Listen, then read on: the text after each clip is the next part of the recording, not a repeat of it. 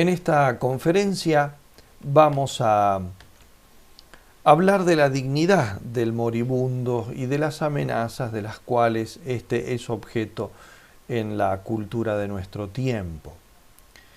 Todos los grandes hombres, y en particular los santos, que son los más grandes de todos, tienen expresiones muy importantes para referirse a la dedicación que, sobre todo para un sacerdote, merecen los enfermos graves, en particular los terminales y sobre todo los moribundos. San Alfonso, por ejemplo, en su obra sobre la asistencia de los moribundos, que figura como segundo apéndice de esa tan conocida La práctica del confesor, la obra de misericordia más agradable, nos dice, y útil para la salvación de las almas, es la de ayudar a los moribundos a bien morir, puesto que en la hora de la muerte, momento del cual depende para cada uno la eterna salvación, los asaltos del infierno son más terribles y más escasas las fuerzas del enfermo para ayudarse por sí mismo. El Señor, continúa San Alfonso, para manifestar cuánto le agrada la asistencia a los moribundos, quiso que San Felipe Neri viese repetidas veces cómo unos ángeles iban sugiriendo al oído de los religiosos ministros de los enfermos lo que éstos decían. En las memorias biográficas del oratorio, volumen 12, se cuenta que don Bosco en una oportunidad felicitó a un sacerdote por el cuidado que prestaba a los enfermos y le recordó una enseñanza del doctor Luis Guala, el gran sacerdote fundador de la residencia sacerdotal de Turín, de la cual sería el primer sucesor de don Guala, San José Cafaso. Estas palabras, digo, de don Guala: el sacerdote que quiera tener el confesionario atestado de penitentes, prodigue sus cuidados a los enfermos. Puede asegurarse que la caritativa asistencia prestada a uno solo atraerá a toda la familia al confesionario. Y en el volumen séptimo de esas memorias biográficas se lee lo siguiente: el 16 de marzo, hablándonos de la muerte a nosotros los clérigos, don Bosco advirtió cómo este tremendo paso había asustado aún a los mejores, hasta los más grandes santos.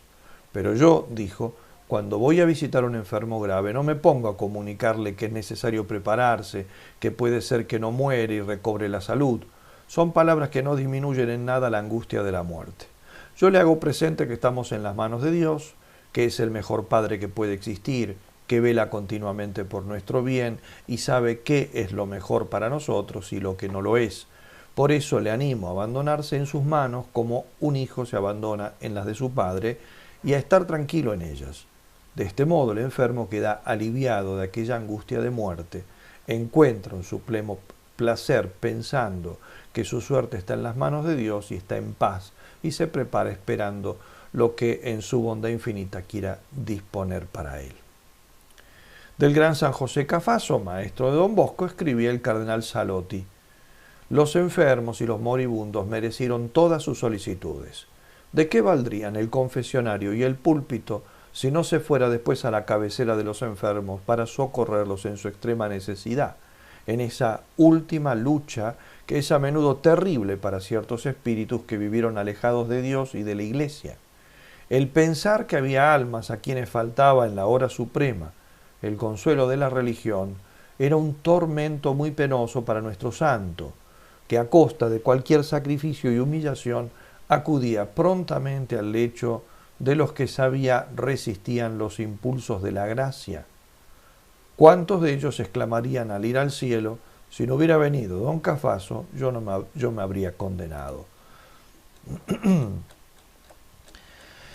Y finalmente, para no abundar en citas que tan fácil sería encontrar sobre este tema, de San Juan María Vianney escribe su famoso biógrafo Trochu: si el cura de Ars, una vez sentado en su tribunal de misericordia, no mostraba preferencia por nadie, hacía empero excepciones cuando se trataba de sus feligreses, de los enfermos, de los delicados de salud y de otros penitentes que no podían esperar. Voy a tocar varios puntos en esta conferencia. El primero es la muerte y la cultura contemporánea. En nuestra cultura occidental, la muerte ha tomado un sesgo particular que ha cambiado el sentido tradicional que ha tenido en la historia de los hombres, al menos en la historia bíblica de los hombres elegidos. En la antigüedad, con sus más y con sus menos, los hombres han sido de algún modo dueños de su muerte. No en un mal sentido de decidir cómo y cuándo, sino de asumirla con seriedad y ponderadamente como una parte integrante de su vivir, porque la muerte es parte de la vida. Es el último momento de la vida, pero pertenece a la vida. La descripción bíblica de la muerte de Jacob, por ejemplo, podría ser catalogada como una escena típica de la muerte, y en ella aparecen distintos momentos que nos pueden aleccionar sobre esto. En primer lugar, vemos que el moribundo realiza sus encargos. Voy a ir leyendo los textos que nos da el Génesis capítulo 47. Dice: cuando los días de Israel, Jacob, tocaron a su fin, llamó a su hijo José y le dijo: si he hallado gracia a tus ojos, pon tu mano debajo de mi muslo y hazme este favor y lealtad. No me sepultes en Egipto. Cuando yo me acueste con mis padres, me llevarás de Egipto y me sepultarás en el sepulcro de ellos. Encargos primero. Segundo, bendiciones. Jacob extendió su diestra y la puso sobre la cabeza de Efraín, aunque era el menor, y su izquierda sobre la cabeza de Manasés. Es decir, que cruzó las manos, puesto que Manasés era el primogénito, y bendijo a José diciendo: el Dios en cuya presencia anduvieron mis padres, Abraham e Isaac, el Dios que ha sido mi pastor desde que existo hasta el presente día, el ángel que me ha rescatado de todo mal, bendiga a estos muchachos, sean llamados con mi nombre y con el de mis padres, Abraham e Isaac, y multiplíquense y crezcan en medio de la tierra. Capítulo 48 eso. Luego profecías y predicciones. Jacob llamó a sus hijos y les dijo: juntaos y os anunciaré lo que os ha de acontecer en días venideros. Apiñaos y oíd, hijos de Jacob, y escuchad a Israel vuestro padre. Y después viene la profecía sobre cada uno de sus hijos y sus tribus, ¿no? Capítulo 49 del Génesis. En cuarto lugar, las últimas recomendaciones. Luego les dio este encargo: yo voy a reunirme con los míos, sepultadme junto a mis padres en la cueva que está en el campo de Efrón elitita, en la cueva que está en el campo de Macpela, enfrente de Mambré, en el país de Canaán, el campo que compró Abraham a Efrón elitita como propiedad sepulcral, etc. Y continúa el relato, todo esto en el capítulo 49 del Génesis, ¿no? Por lo tanto, ahí vemos realmente un hombre dueño de ese momento, ¿no? Y como una concepción propia de lo que es el morir. El morir incluso es el momento en el que uno hace las últimas disposiciones, ¿no? En la medida en que, por supuesto, Dios se lo permite. No mueren todos los hombres de la misma manera. Hasta hace no poco tiempo se consideraba normal que el hombre supiese que estaba por morir. Si no, no podría ser esto que acabamos de describir en el caso de Jacob. Lo podía saber por sí mismo, por su médico, por su misma familia. Es más, a veces se discutía quién se lo dice, pero alguien se lo tiene que decir. El motivo era muy simple. El moribundo no debía ser privado de su muerte. Debía presidirla, porque así como se nacía en público, también se moría en público. Cuando por la calle los transeúntes se encontraban al sacerdote que llevaba el viático, la costumbre y la devoción hacían que lo siguiesen hasta la casa del moribundo, incluso si se podía hasta a la habitación, incluso si no lo conocían. El moribundo llamaba a cada uno de sus parientes y familiares, los despedía, les pedía perdón, los bendecía, daba sus órdenes, hacía recomendaciones, poco como acabamos de ver en el episodio de Jacob. Hoy no hay, salvo muy raras excepciones, muertes de este tipo. Se puede hablar de una expropiación de la muerte. Ya no nos pertenece. Se esconde a los moribundos su estado y gravedad. Es la regla moral que se muere en la ignorancia de la muerte. La misma muerte no adviene en la casa propia, sino, no estamos hablando evidentemente de los accidentes, sino de los casos ordinarios de los enfermos terminales, sino en el hospital, en unidades de terapia intensiva sin el calor de la familia, en la mayor desinfección y soledad. Este aislamiento e incomunicación ejercita un influjo gravísimo sobre el estado psicosomático y espiritual del moribundo. De este modo, la situación se torna desconcertante, con la intención de alivianar cuanto sea posible la amargura del morir, se termina cargando un peso de sufrimientos morales más opresor que la misma muerte, condenando muchas veces al moribundo a la soledad angustiosa. ¿Cómo se explica esto?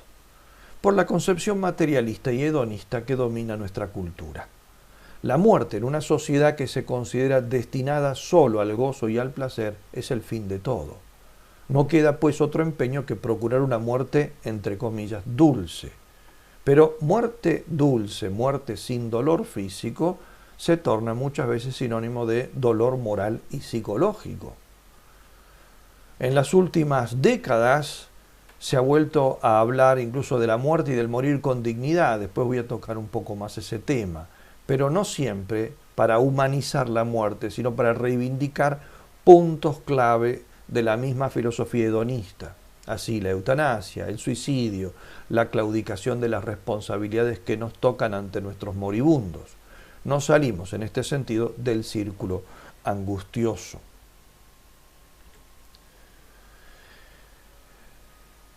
Distinto es el concepto de la muerte en la cultura cristiana. Ya lo vimos en la cultura judía. El ejemplo primero que puse pertenece al pueblo hebreo. La Iglesia no tiene miedo de hablar de la muerte porque para el cristiano el pensamiento de la muerte es inseparable de la verdad de la resurrección. De hecho, la expresión cristiana para referirse a la muerte es dormirse en Cristo, como usa decir San Pablo, por ejemplo, en la carta a los Romanos capítulo 6, versículo 8, primera carta a los Corintios capítulo 15, versículo 18, ¿no? Dormirse en Cristo o dormir en el Señor, como dice, por ejemplo, San Juan en Apocalipsis capítulo 14, versículo 13. Y es una expresión que encontramos, por ejemplo, constantemente en las catacumbas. Son los durmientes, los que están dormidos, el que se durmió en el Señor, en Cristo. La muerte, como el dolor y la enfermedad, son males, pero no absolutos. Pero no son absolutos justamente por la esperanza teologal. El que no tiene esperanza teologal, evidentemente, eso se tiene que transformar en algo absoluto. Digo, no son entonces realmente absolutos, por lo tanto, no pueden ser evitados a cualquier costo. Hay, de hecho, males peores que la muerte y el sufrir, como por ejemplo el manipular a los semejantes, el pecado, la condenación eterna. Además, cristianamente sabemos que el dolor y la muerte pueden encerrar valores sobrenaturales, por ejemplo, la expiación del pecado, el unirse a los sufrimientos de Cristo, los méritos para la vida eterna. Es fundamental, por eso, el concepto cristiano del dolor, el valor espiritual de la enfermedad y la consoladora verdad de la inmortalidad del alma, ¿no? Decía Juan Pablo II, esa es la muerte vista con ojos de fe, no es tanto el final de la vida como la entrada a una vida nueva sin fin. Si respondemos libremente al amor que Dios nos ofrece, tendremos un nuevo nacimiento en el gozo y la luz, un nuevo dies natalis, día natalicio. Por eso, para el cristiano se abren, por su fe, perspectivas llenas de esperanza, como nos dice también Juan Pablo II en el número 46 de la Evangelium Vitae. ¿Qué actitud tomar ante la muerte?, dice él. El creyente sabe que su vida está en las manos del Señor. Señor, en tus manos está mi vida, Salmo 16. Y que de él acepta también el morir. Esta sentencia, está citando el libro del Sirácida, viene del Señor sobre toda carne, porque desaprobar el agrado del Altísimo. El hombre, sigue diciendo Juan Pablo II, que no es dueño de la vida, tampoco lo es de la muerte. El hombre que no es dueño de la vida no es dueño de su muerte. En su vida, como en su muerte, debe confiarse totalmente al agrado del Altísimo, a su designio de amor. La enfermedad no lo empuja a la desesperación y a la búsqueda de la muerte, sino a la invocación llena de esperanza. Todo este es el texto de Evangelium Vitae. Y hablando a la Pontificia Academia para las Ciencias en el año 1985, decía también, más allá de cualquier consuelo humano, ninguno podrá dejar de ver la ayuda enorme que le dan al moribundo y a sus familias la fe en Dios y la esperanza en la vida eterna. Segundo punto, la necesidad de oponerse a la cultura de la muerte. El 27 de febrero de 1999, Juan Pablo II pronunció un muy importante discurso en la Quinta Asamblea General de la Academia Pontificia para la Vida, de donde extraigo algunos principios para este punto. Ante todo, denunciaba el Papa que la vida de los moribundos y de los enfermos graves está expuesta hoy a una serie de peligros que se manifiestan, y señala tres cosas. Unas veces en forma de tratamientos deshumanizadores, ¿no? Lo que decíamos antes de la expropiación de la muerte por una excesiva tecnificación de la asistencia del moribundo. Otras en la desconsideración del enfermo agonizante e incluso, en tercer lugar, en el mismo abandono que puede llegar hasta la solución, comillas, ¿no?, de la eutanasia. El fenómeno del abandono del moribundo, que se está extendiendo en la sociedad desarrollada, decía el Papa, tiene diversas raíces y múltiples dimensiones. Hay ante todo una dimensión sociocultural definida con el nombre de ocultación de la muerte. Las sociedades, organizadas según el criterio de la búsqueda del bienestar material, consideran la muerte como algo sin sentido y con el fin de resolver su interrogante proponen a veces su anticipación indolora, eutanasia. La llamada cultura del bienestar implica frecuentemente la incapacidad de captar el sentido de la vida en las situaciones de sufrimiento y limitación que se dan mientras el hombre se acerca a la muerte.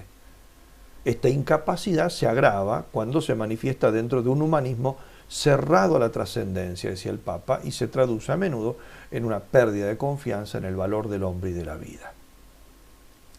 En segundo lugar, hay una dimensión filosófica e ideológica detrás de esto, basándose en la cual se apela a la autonomía absoluta del hombre, como si él fuera el autor de su propia vida, y por lo tanto también el que puede decidir cuándo ésta se termina. Desde este punto de vista, se insiste en el principio de autodeterminación y se llega incluso a exaltar el suicidio y la eutanasia como formas paradójicas de afirmación y al mismo tiempo de destrucción del propio yo. ¿Cuántas veces hemos escuchado como un acto de libertad? Mi última libertad es el derecho a morir, ¿no? En la siguiente diapositiva, en esta diapositiva estamos viendo justamente eso. En los carteles se lee precisamente esto. La libertad es el principio fundamental de la democracia, ¿no? Pero después, ¿a qué se aplica? Por una ley de muerte voluntaria, ¿no? Yo, el cartel que está tapado, yo decido cómo y cuándo morir. Morir en paz es un derecho, pero aplicarse la muerte. Regulación, eutanasia, ya. Morir en paz es un derecho, pero yo decido cómo y cuándo morir, ¿no? Es esto justamente, expresiones de esta autodeterminación, ¿no?, de este concepto de autodeterminación que se lleva incluso a esta situación particular que es el decidir cuándo morir. Tercer lugar, hay una dimensión médica y asistencial que se expresa en una tendencia a limitar el cuidado de los enfermos graves enviados a centros de salud que no siempre son capaces de proporcionar una asistencia personalizada y humana. Como consecuencia, la persona internada muchas veces no tiene ningún contacto con su familia y se halla expuesta a una especie de invasión tecnológica que humilla su dignidad. Y existe, por último, decía el Papa, el impulso oculto de la llamada ética utilitarista, por la cual muchas sociedades avanzadas se regulan según los criterios de productividad y eficiencia, y desde esta perspectiva, el enfermo grave y el moribundo necesitado de cuidados prolongados y específicos son considerados a la luz de la relación costo-beneficios propio de la ética utilitarista como cargas, sujetos pasivos, como se dice hoy en día, por lo tanto, no solo inútiles, sino costosos. En consecuencia, esta mentalidad lleva en lo posible a disminuir el apoyo a esta fase declinante de la vida, aplicando la eutanasia.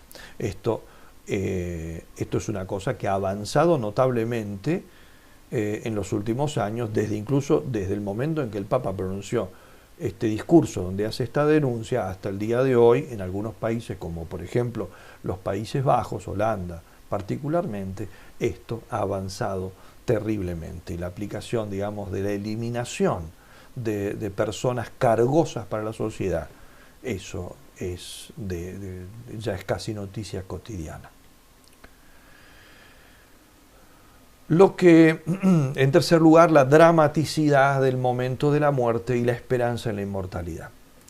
Lo que nosotros observamos en esta avanzada de la cultura de la muerte, que se manifiesta también en otros fenómenos, que son atribuibles de un modo u otro a esa escasa valoración de la dignidad del hombre, por ejemplo, las muertes causadas por el hambre, la violencia, la guerra, incluso hasta la falta de control en el tráfico, la poca atención a las normas de seguridad en el trabajo, todo un paquete, todo esto, es algo propio, digamos. Entonces, como es la cara esa de la avanzada de la cultura de la muerte, que va ganando terreno tremendamente, década a década.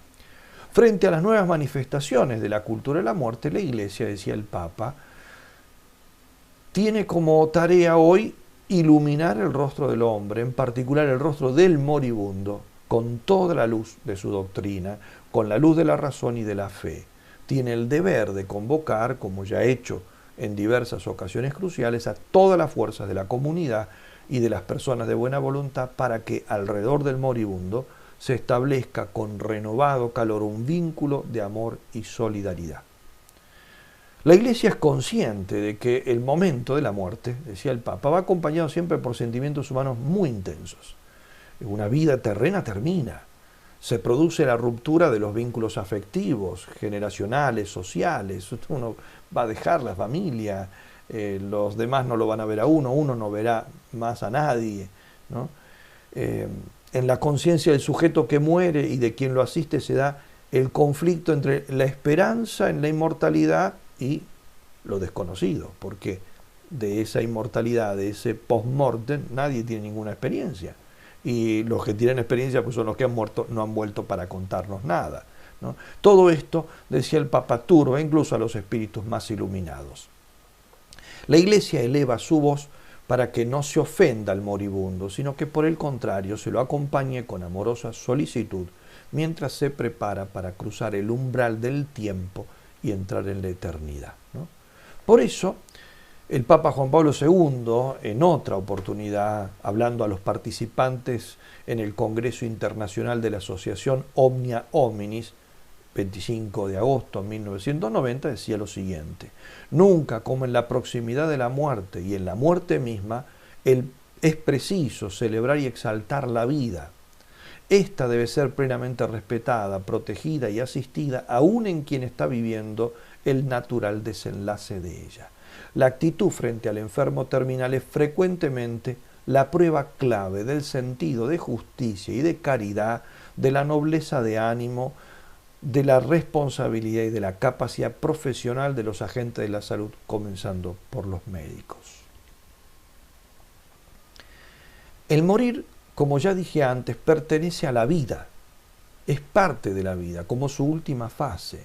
Por eso, dice otro documento que toca todos los temas de alguna manera de la salud, la Carta a los Agentes de la Salud del Pontificio Consejo para los Agentes de la Salud, dice así, número 116.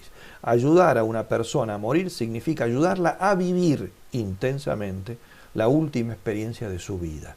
Cuando sea factible y el interesado lo desee, concédasele la posibilidad de terminar su vida en familia con oportunidad de asistencia sanitaria. Ojalá esto fuese posible en todos los casos, ¿no? De ahí que muy a menudo, cuando la persona es abandonada, al menos afectivamente, en estos momentos puede llegar a pedirle eutanasia, como ocurre con cada vez más frecuencia en algunos países, de los cuales, ya lo mencioné antes, el más emblemático quizás sea Holanda, ¿no? Pero, como dicen los que conocen el tema bien profundamente y tienen mucho contacto con este tipo de personas, en realidad, aun cuando pidan la eutanasia, no es la muerte lo que piden, no es la muerte, sino lo que piden es que no los dejen solos. Es una manera de llamar la atención.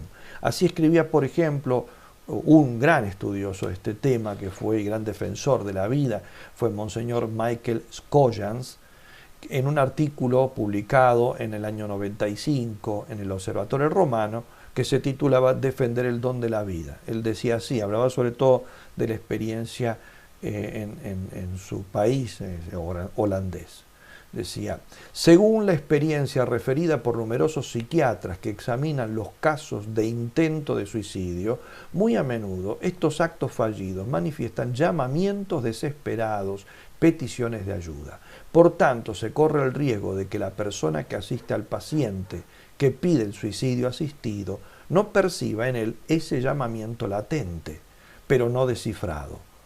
En consecuencia, esa petición de asistencia no se interpreta realmente como lo que es, o sea, como una demanda de ayuda, como una aspiración a la acogida calurosa de una persona desesperada. Ante alguien que me comunica su decisión de suicidarse, puedo, pues, adoptar dos actitudes muy diferentes. O me dirijo al vendedor de cuerdas para comprarle una y ayudarlo a ahorcarse, o de modo más humano me acerco a él, le hablo y trato de hacerle comprender que tiene aún valor ante los ojos de algunos, independientemente de las dificultades en las que se encuentra y que estoy dispuesto a afrontar junto a él. Por eso, decía también el mismo autor, los que afirman aplicar la eutanasia a estos enfermos por compasión, en realidad ciertamente lo hacen por compasión, pero no por compasión con el enfermo, es por compasión consigo mismos. Decía Scoggins, cuando decimos que cedemos a la compasión, en realidad deberíamos hablar de autocompasión, o sea, de una fuga frente a una situación que nos perturba, que queremos evitar y ante la cual quisiéramos poder cerrar los ojos. Para nosotros que estamos bien y en pleno uso de nuestras facultades, esta visión de un ser que sufre es intolerable. Cuarto punto, la soberanía de Dios. La raíz de la dignidad del moribundo está en su índole de criatura y en su vocación personal a la vida inmortal. Es decir, es alguien que ha salido de las manos de Dios y está llamado a una vida de intimidad con ese Dios. La mirada llena de esperanza transfigura la decadencia de nuestro cuerpo mortal, ¿no? Por eso lo que dice San Pablo en la primera carta a los Corintios, capítulo 15. Cuando este ser corruptible se revista de incorruptibilidad y este ser mortal se revista de inmortalidad, entonces se cumplirá la palabra de la Escritura. La muerte ha sido absorbida por la victoria. Por tanto, la Iglesia, al defender el carácter sagrado de la vida, también en el moribundo, no obedece a ninguna forma de absolutización de la vida física. No es porque uno considera que la vida física es un valor absoluto, ¿no? Por el contrario, enseña a respetar la verdadera dignidad de la persona, que es criatura de Dios, y ayuda a aceptar serenamente la muerte cuando las fuerzas físicas ya no se pueden sostener. Pero es por respeto a que el dueño de la vida es Dios, ¿no? Por eso, como titulamos este punto, la soberanía de Dios. Ese es el motivo por el cual la vida del moribundo también la respetamos en toda su naturaleza y en todo su aspecto, ¿no? En la Evangelium Vitae número 47 se lee lo siguiente: la vida del cuerpo en su condición terrena no es un valor absoluto para el creyente, sino que se le puede pedir que la ofrezca por un bien superior. Sin embargo, ningún hombre puede decidir arbitrariamente entre vivir o morir. En efecto, solo es dueño absoluto de esta decisión el Creador, en quien, como dice San Pablo en el libro de los Hechos de los Apóstoles, discurso en Atenas, en quien vivimos, nos movemos y existimos. De aquí brota una línea de conducta moral con respecto al enfermo grave y al moribundo, que es contraria, por una parte, a la eutanasia y al suicidio, Evangelium Vitae 61, ¿no? Y por otra, a las formas de encarnizamiento terapéutico, que no son un verdadero apoyo a la vida y a la dignidad del moribundo. Estos hechos, en su realidad más profunda, constituyen un rechazo a la soberanía absoluta de Dios sobre la vida y la muerte. Evangelium Vitae, número 66. Quinto punto, no limitarse a combatir las desviaciones, sino dar testimonio positivo hacia el enfermo. También esto lo tomo del Papa Juan Pablo II. Hay que afrontar los nuevos desafíos de la legalización de la eutanasia y del suicidio asistido que se van extendiendo en todos los países y que parece para muchos gobiernos ser la batalla crucial de nuestro tiempo, junto con la del aborto. Para este fin, no basta con luchar contra esta tendencia de muerte en la opinión pública y en los parlamentos, ¿no? O sea, oponerse a estas leyes, sino que también es necesario comprometer a la sociedad y a los organismos de la Iglesia en favor de una digna asistencia al moribundo, ¿no? Esto es muy importante, esto que señalaba Juan Pablo II. O sea, está muy bien, debemos oponernos, debemos criticar estas leyes, debemos hacer todo lo posible para que no salgan adelante, para que no sigan adelante, para que no se presenten nuevos proyectos, pero en realidad eso es solamente un aspecto que no va a tener ninguna efectividad si al mismo tiempo nosotros no promovemos iniciativas de asistencia a los moribundos. Es quedarnos justamente en un aspecto meramente de defensa, y que normalmente cuando uno solamente se defiende pierde, ¿no? Hay que salir adelante a conquistar. ¿Conquistar qué cosa?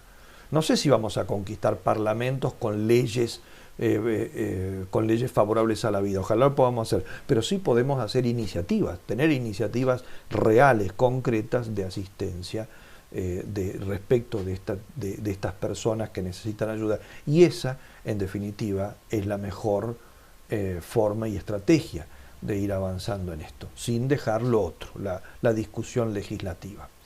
Desde esta perspectiva, el Papa Juan Pablo II indicaba algunas cosas que en el plano práctico se deben ir haciendo.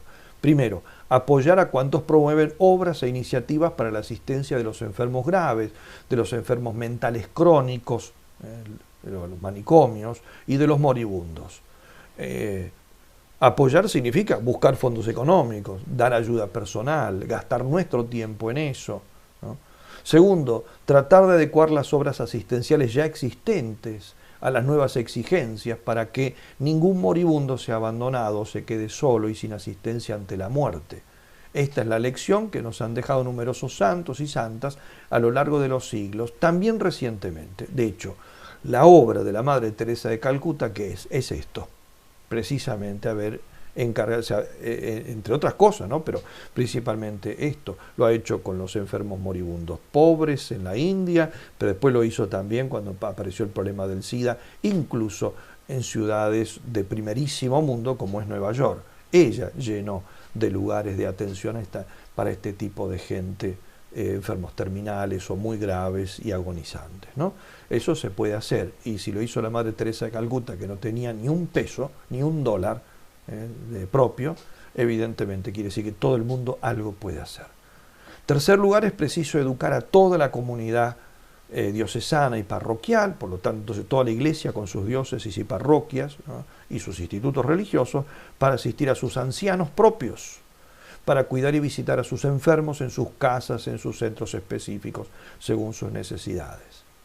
En cuarto lugar, favorecer una aplicación más general de los cuidados paliativos a los enfermos graves y a los moribundos, para aliviar los síntomas del dolor, llevándoles al mismo tiempo consuelo espiritual con una asistencia asidua y diligente. Este tema es un tema que ha crecido mucho, el tema de los cuidados paliativos. Cuidado paliativo es el cuidado que es alternativo, es decir, cuando ya no se puede sanar, cuando ya no hay esperanzas de vida, bueno, por lo menos, ¿qué se puede hacer para que sufra menos? Pero no significa eso simplemente darle analgésicos, porque el sufrimiento no es un fenómeno meramente corporal, es un fenómeno de toda la persona. Uno sufre, sí, en lo físico, le duele, en lo espiritual, la tristeza, la desesperación, la soledad, ¿no? Y lo afectivo, ¿no? Por lo tanto, digamos, el cuidado paliativo va a todos estos aspectos.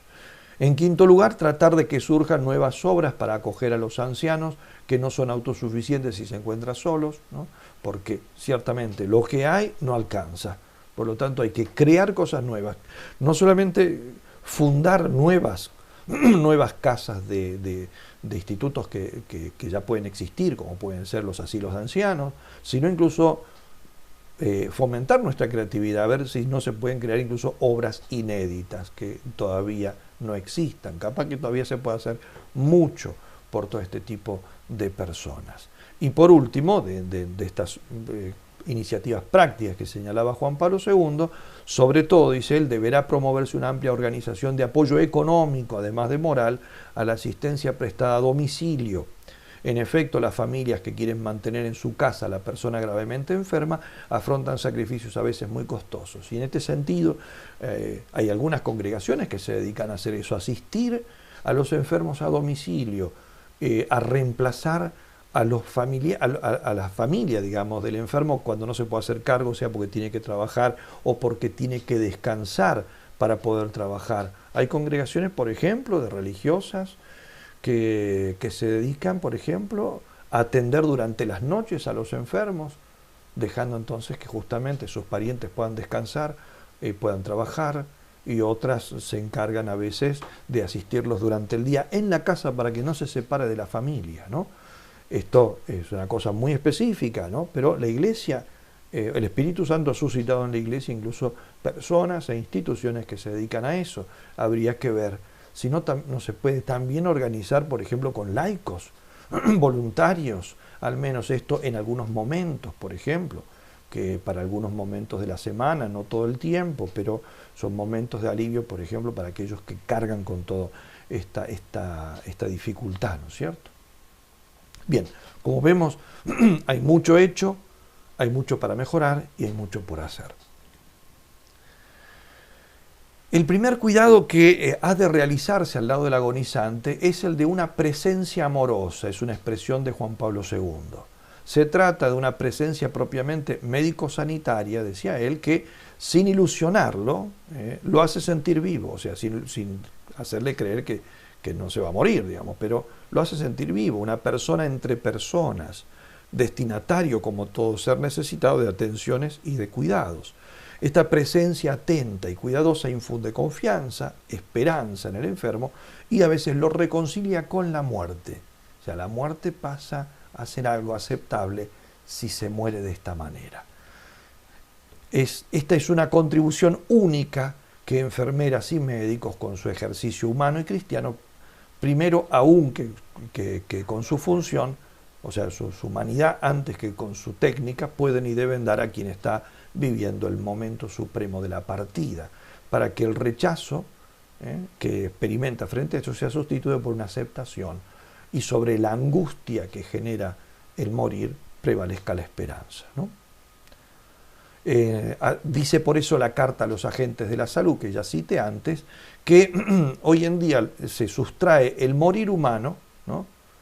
Es sustraído por ese fenómeno de la medicalización, excesiva entonces atención médica, pero que no deja espacio entonces para que el morir sea un acto humano.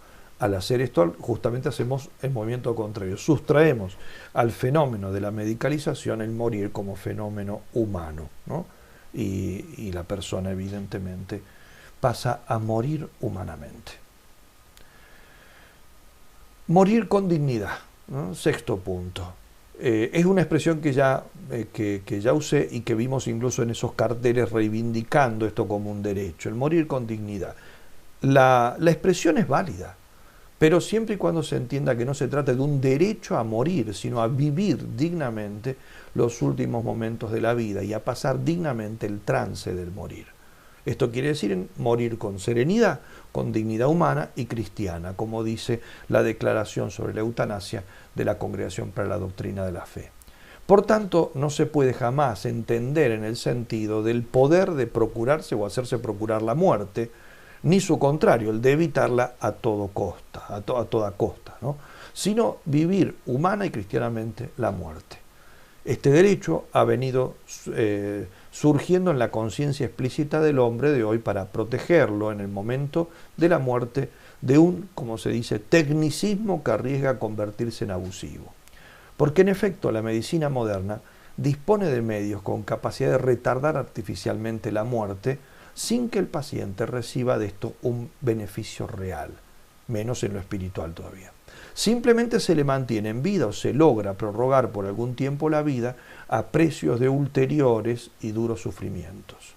Este es el caso definido como obstinación terapéutica y que el Papa Juan Pablo II lo definió en el Congreso Internacional sobre la Asistencia a los Moribundos 1992 como en el uso de medios particularmente extenuantes y pesados para el enfermo, condenándolo de hecho a una agonía prolongada artificialmente. Y esto es contrario a la dignidad del que está expirando y al deber moral de aceptar la muerte y de dejar que ella finalmente siga su curso. La muerte es un hecho inevitable de la vida humana. No se la puede retardar inútilmente, esquivándola con todos los medios. Por eso, la carta a los agentes de la salud, que hemos citado varias veces, dice del deber médico ante los enfermos moribundos y terminales lo siguiente: consciente de no ser ni el señor de la vida ni el conquistador de la muerte, el agente de la salud, en la valoración de los medios debe hacer una oportuna elección, es decir, tener en cuenta la real condición del paciente y dejarse determinar por esta. Él aplica aquí el principio de proporcionalidad en el tratamiento, el cual para esta situación se concretiza en los siguientes términos. Ante la inminencia de una muerte inevitable, no obstante los medios usados, es lícito en conciencia tomar la decisión de renunciar a tratamientos que procurarían solamente un prolongamiento precario y penoso de la vida, pero sin interrumpir todavía el tratamiento normal correspondiente al enfermo en casos similares. Por tal razón, el médico no tiene motivo de angustiarse como si no hubiera prestado asistencia a una persona en peligro, ¿no? Hasta aquí ese texto que menciona, ¿no?, el hecho de sin interrumpir el tratamiento normal. Esto ya lo hemos dicho en una de las conferencias anteriores. La alimentación y la hidratación, aún artificialmente administradas, son parte de los tratamientos normales que siempre se han de proporcionar al enfermo mientras no resulten ellos mismos gravosos para él, ¿no? Y su indebida suspensión significa en realidad una verdadera y propia eutanasia, ¿no? Termino recordando la enorme importancia que la Iglesia, incluso el buen sentido humano, ha dado siempre a este acompañamiento del que sufre y al que enfrenta la posibilidad de la muerte. Por eso resultan muy interesantes a este respecto las distintas observaciones del Padre Pío en torno a su obra Casa Solievo de la Sofferenza, que vemos magnífica, extraordinaria. Llegó a ser en su momento el hospital más moderno de toda Europa y había nacido de la iniciativa de un fraile capuchino, ¿no?, y hecho con donaciones que venían de todo el mundo, ¿no? Bueno, cuando el Padre Pío, o sea, dirigía esta obra, al menos se le consultaba sobre los parámetros espirituales que debía tener, ¿no? El Padre Pío tenía bien en claro que era una obra para confortar al mismo tiempo las almas y los cuerpos, porque a menudo, decía él, el alma se enferma junto con el cuerpo y sana junto con el cuerpo, ¿no? Esto se refería a las terribles tentaciones que afectan al momento de enfrentar la muerte. Por eso tanta insistencia en el modo de encarar esta obra por parte de los médicos, de los enfermeros, de los religiosos e incluso de las mismas disposiciones edilicias. Por eso hizo arrasar el monte, ¿eh?, desértico, y plantar 10.000 árboles. Nosotros vemos un bosque alrededor de esta obra. Sin embargo, en realidad era un monte pelado, ¿no? Eso es artificio, es fruto de la obra del hombre dirigido justamente por el Padre Pío, porque quería eso, ¿no? Quería que hubiera verde, que hubiera vida en torno a esto, y por eso hizo pintar los muros con un color tranquilo, como decía, revistiendo las paredes con lastras de piedra de Trani de color rosa pálido.